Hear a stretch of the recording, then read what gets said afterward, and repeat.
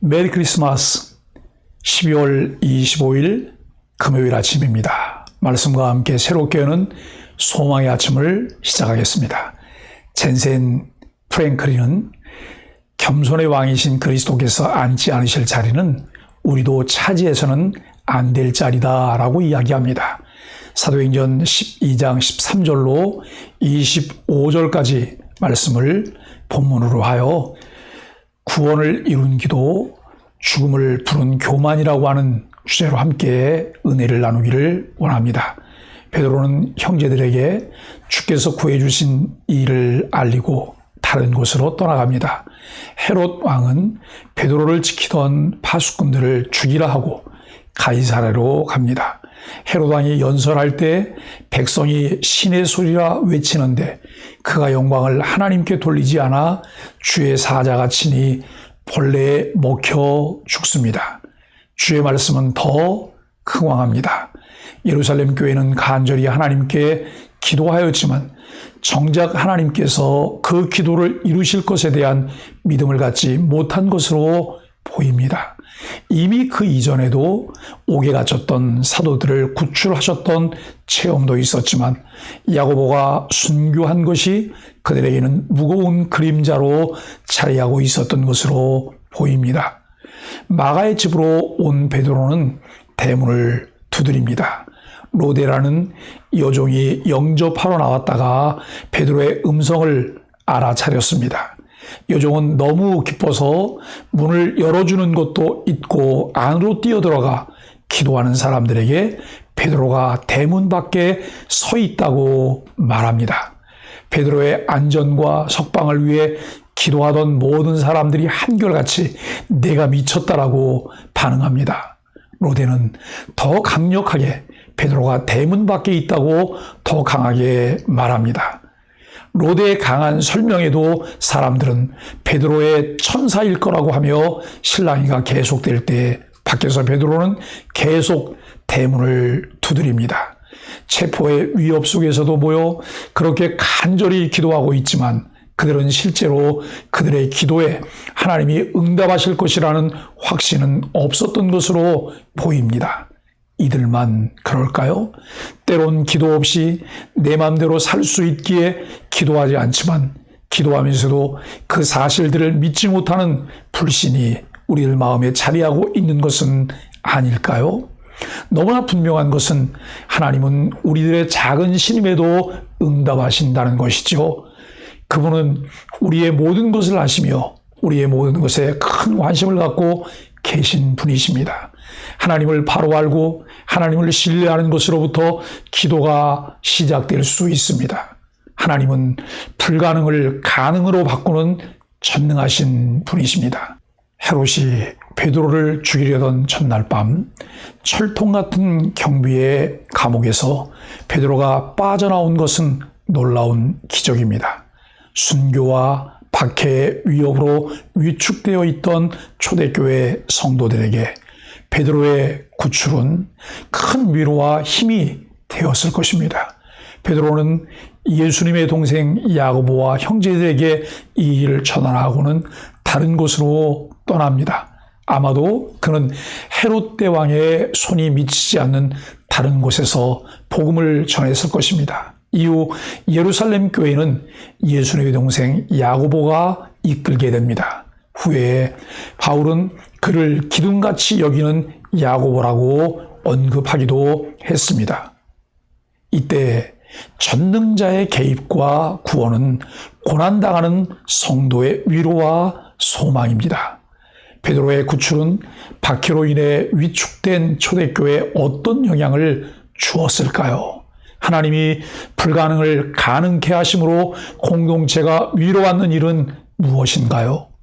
베드로의 구출 사건은 사도행전에서 예루살렘 교회에 관한 마지막 기록을 장식합니다. 모여서 기도하던 신자들은 베드로의 구출 사건을 야고보의 형제 즉 장로들뿐만 아니라 다른 성도에게 도전함으로 과연 주님이 주권적인 섭리에 따라 그의 교회와 종들을 보호하셨음을 확인시켜 주는 것입니다. 사도 야고보는 순교를 당했지만 하나님은 아직 할 일이 많은 사도 베드로를 살려주심으로 교회에 큰 위로와 안위를 허락해 주셨습니다. 베드로가 다른 곳으로 갔다는 언급은 사도행전 후반부의 기록이 더 이상 예루살렘 교회를 중심으로 전개되지 않을 것을 암시합니다. 수요일 문답 제1문에 사람의 제일 된 목적은 하나님을 영화롭게 하는 것과 그를 영원토록 즐거워하는 것이라고 규정합니다. 헤롯 왕은 잔인했고 교만하였습니다. 그의 잔인함은 야고보 사도를 칼로 죽였고 베드로를 지키지 못한 군인을 모두 죽인 데서 잘 나타납니다. 또한 그의 교만함은 그를 신격화하는 백성의 함성에 취해 하나님께 돌릴 영광을 가로챈 데서 드러납니다. 누가는 헤롯이 교회를 대적하여 행한 두 가지 사건을 기록합니다. 하나는 야고보 사도 처형이었고 다른 하나는 베드로를 잡아 죽이려 했던 것이었습니다. 누가는 하나님이 그의 교회를 보호하기 위해 하신 일들을 보여주고 있습니다. 하나님께서 사람에게 주신 제일 된 목적을 따라 행하지 않고 교만하여 하나님을 대적하는 헤롯에게 어떤 심판을 내리셨는지를 보여줍니다. 헤롯은 두 가지 좌절을 당합니다.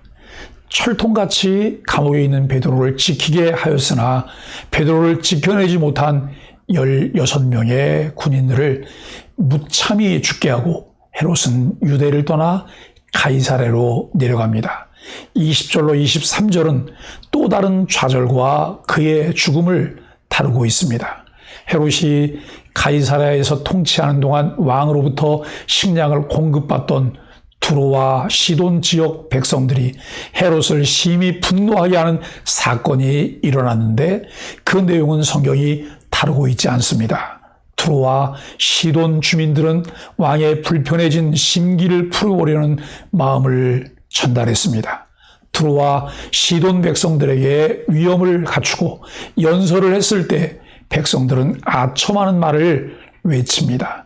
왕의 연설은 신의 소리요 사람의 소리가 아니라는 외침에 헤롯은 그대로 수용하고 하나님께 영광을 돌리지 않았다고 성경은 기록하고 있습니다. 그는 두로와 시돈 사람들의 아첨에 자신의 본분을 잊고 자만심에 도취되었습니다. 교회를 박해하고 하나님의 영광을 가로챈 헤롯 왕의 최후는 비참했습니다.